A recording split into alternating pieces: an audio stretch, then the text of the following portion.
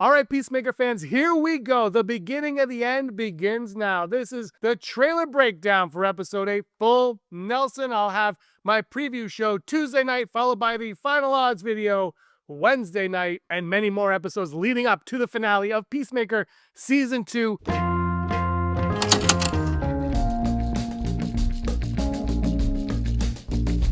And this episode is promising all bets are off, balls to the wall. James Gunn says this is going to be one of the longest episodes, if not the longest episodes, and he promises craziness, and it's going to be insane. So many of his favorite moments have been from this episode. If you watched his after show podcast, you'll know that almost the entire cast that was on it, all of their favorite moments were from this episode. They can't talk about it, though James Gunn does go into his favorite scene, which is kind of cool. But we're going to talk about the trailer today. I'll save everything else for the preview show. But let's break down this trailer frame by frame. Start off, though, with the title, Full Nelson. Many fans are speculating that this could be a hint at Dr. Fate. And Dr. Fate obviously is a character that fits in James Gunn's style. He's very James Gunn. He fits in with the mold of what James Gunn does and would be huge and massive for the DCU. A character many people would love to see in the DCU. Someone who was just in Black Adam, portrayed by Pierce Brosnan, and many people loved his portrayal of Dr. Fate. Will we see him? This trailer's not going to give us any hint of that whatsoever. But I would say when it comes to cameos, we know we're getting at least one big cameo that's not Superman in this finale, but I would temper expectations going into it. You don't know who it's going to be, what it's going to be. It's going to be big, but it might not be the big that you want it to be. It could be Dr. Fate. That could be why it's Full Nelson. Kicking things off, we see Peacemaker in prison, not yet in Belle Reve, but now his story has come full circle from when we first met him in the Suicide Squad. And when he's told that the 11th Street kids want to visit him, he says, nope, he's the angel of death. Peacemaker at the end of episode 7 realized that all of the problems are because of him. It doesn't matter what Earth he's in, it's him. He is the problem. Everything he touches turns to black and rots and basically dies, and he sees himself as the issue, and now he wants nobody to come near him. He doesn't want anything to do with them. He cares too much about them, and he feels if he has a relationship with any of the 11th Street kids, that darkness, a dark cloud, will follow them. From there, we go into the QUC. We see Sidney Apperson working with Rick Flag, who are now part of this new alliance. They've built a legion together, and they enter door 22, meaning universe 22, and they go in, and you think it's going to be something pretty, and it looks delicious. This looks like a great universe. I might want to travel there, and this looks like Candyland, the board game. James Gunn must have been a big fan of Candyland, because that's exactly where we are. Candyland looks like it might be the dimension that Augie Smith references earlier in the season when he says that Chris, as a child, went in there and he fought a bunch of imps or something like that. So Batmite might be coming, but we're getting a bunch of imps, it looks like. And it looks like this world isn't what it's cracked out to be. It looks like on the surface we've got gingerbread windmills, we've got lollipop trees. It looks delicious, but underneath its surface, it's dark, it's gritty, and it's horrifying. And you gotta think that maybe that's a metaphor for what's to come. But Rick Flag says something very important here, I believe. He says, we're going to find what we need in there. We're going to find what we need in there. Then everything we talked about is going to come to fruition. Many fans online are speculating that Rick Flag is just going to look for his son, Rick Flag Jr., in another dimension and bring him back so he can be reunited with his son. I don't think that's going to be the case. I think as much as he wants his son back, I think Rick Flag Sr. is somebody who understands and accepts the fact that his son is gone. He's not coming back. Now, whether or not he does return, that's a separate discussion altogether. But I think Rick Flag Sr. in his mindset has gotten past the fact that his son will not return. They're looking for something else in there, something bigger, something deeper is going on. It has nothing to do with Rick Flag Sr. I mean, it has a lot to do with Rick Flag Sr. It probably has to do with how he could position himself as like a leader maybe in the world or something. Kind of, I think he's more similar to Lex Luthor now than, I don't think he's as evil or rotten as Lex Luthor, but I think he's more similar to Lex than he is Amanda Waller at this point, based on this line of dialogue. They are after something, and whatever they've been talking about is going to come to fruition. You know, at the end of Superman, he loses his trust in metahumans in a big way, and I think that's a big part of what they're looking for. They're going to look for something that can battle against the metahumans. We know that Lex and Sidney Apperson, they're going to look for some tech, some magic, for something to help them fight the battle that they're looking to win against these metahumans. But I also find it fascinating that this whole season has been about Rick Flag trying to shut down the QUC so that there's not another event like there was in Metropolis. But now they have this stable connection, and he's like, all of Argus just go in. Just everyone in Argus just go in, and you're going to find something. We're not going to tell you what we're going to find, and we know that from later on in the trailer, but you're going to go in there and search for this thing because of reasons. Like, it's a complete 180. So I just don't trust. I've never trusted Rick Flag this season. I did in Superman. I did in Creature Commandos. I was naive. But now there's something off with him. I don't think he's a villain. I don't think they're going to position him to be a villain. I think he's misguided. I think his heart is in the right place, but he's misguided. Whereas I think Lex Luthor, he's just a dick. Now we get a couple interesting shots of Amelia Harcourt here. One, she's looking up into the sky. Is she looking up in thought? Is she praying for Christopher Smith to be released from prison? Are they coming up with a plan to get Christopher Smith?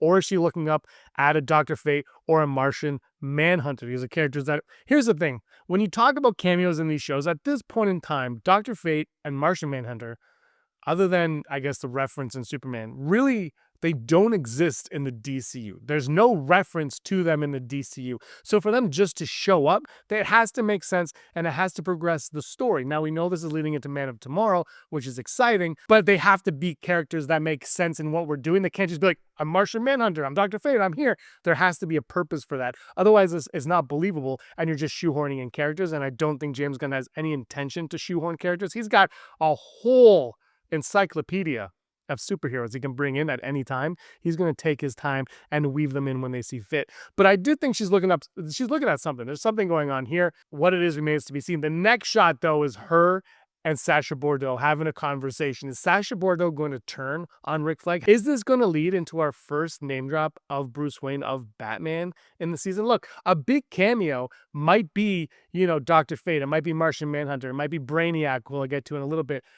But it might also just be a name drop of Batman. We might get an understanding of who and where Batman, I mean, where is Gotham City? But you know what I mean, like in life, where Batman is. And Sacha Bordeaux, obviously in the comics, has a connection with Batman, and this could be a part where she's like, hey, look, I've been covering Flag, we don't trust him, and then she can let Harcourt know about her position with Bruce Wayne. Because I also think later on in the trailer we're going to see something for the 11th Street Kids that's going to separate them from Argus as well, and I think Argus is going to position themselves to be more of a legion than a government agency. Then there's something wild going on in this dimension here. I'm not quite sure what it is. There's a fire in the background, like Stonehenge type fence happening here, and a hand or claw swiping down. They're being pulled back in.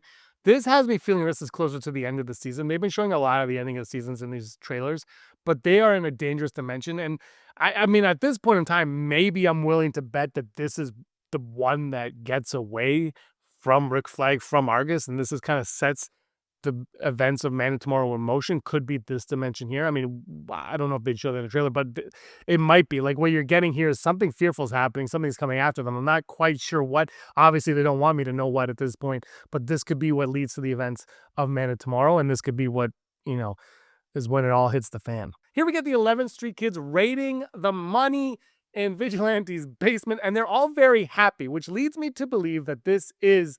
The other one I was speculating, but this one I believe is really close to the end, if not the end of the season. I think that they're going to take this money and they're going to form their own 11th Street Kids, Argus, or they're going to do out of biosecurity consulting. That might, they might use this money to fund that, and they might separate and start their own foundation, their own organization that we could see go into the future. And that, look, I'm not going to lie to you. I think, you have Argus, you have all these things that are comic based, but when you have something original, I think you can do more with it. And so if you don't need to tie something into the comics already, I say go for the originality, and I think this could be good. And I think, this season has all been about these characters, figuring out who they are, learning who they are, growing together.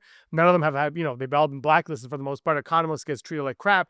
I think this would be the most satisfying ending for the 11th Street Kids in this season. Obviously, then we can go on to future series, to future movies, and they can be a big part of all that, and it could be them and Argus and whoever else all and they could be combating them and going toe to toe with them, head to head with them, because we know that their heads are on their shoulders, that they're in a good place. Whereas Argus, Rick Flag, we know that they're a little bit corrupt. There's a little bit more to them. They're a little bit over their heads. Whereas the 11th Street Kids are people we trust. That's why I think this is going to be the end of the season.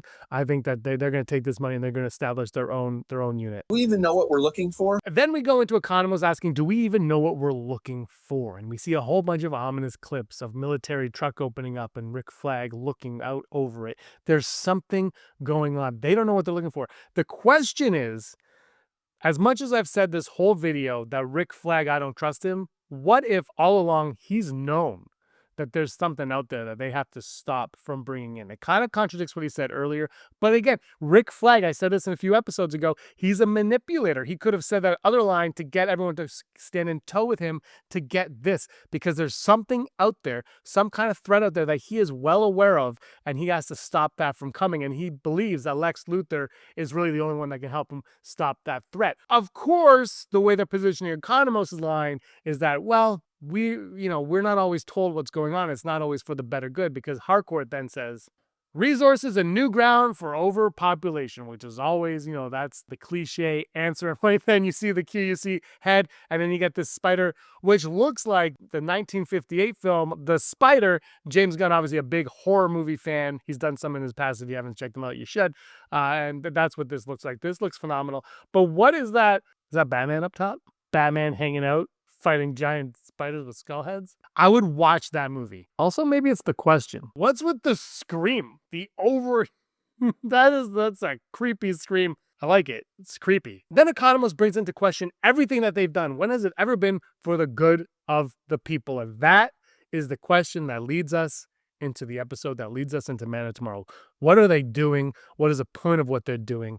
There has to be more to what they're doing. And I think there is something more to Rick Flag, as I've said throughout this, and I'm not sure what that is yet. I do think, look, in my review of episode 7, I'm thinking they're hinting at Darkseid. But when I say that, though, and I should have said this in that video, I don't think we're getting Darkseid tomorrow. I don't think we're getting him next week. I don't think we're getting Darkseid in a year from now in Man of Tomorrow. I don't think we're getting Darkseid in the next 3 movies. Maybe the next 4 years we do. I think much like Thanos in the MCU, it's just going to be, and I think even more so than that, I think we're going to get little hints, little things that they're planting the seed, and they water the seed and it grows. And I think Darkseid is in there, and they're massaging Darkseid so that when Darkseid does emerge as the villain, we're like, oh yeah, that's been there the whole time. You can see the clues and things start to work out, and when they point them out, you're like, of course.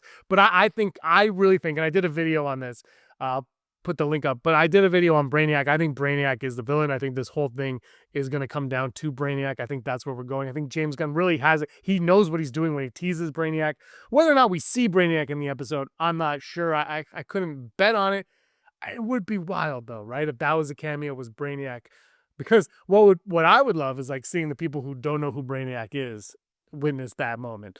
But the people who do know are going to lose their minds. But there's going to be like a group of people who watch the show who have no idea who he is. So again, like the other cameos I suggested, there has to be a reason for Brainiac. We're going to have to learn more about Brainiac, and they're going to have to, like, it's going to be something menacing. But I can't wait, or maybe not, but I can't wait to see how that's going to go. I do think that when this episode ends, we'll have an understanding of Brainiac and what Brainiac does in the DCU, how he works within the confines of the DCU.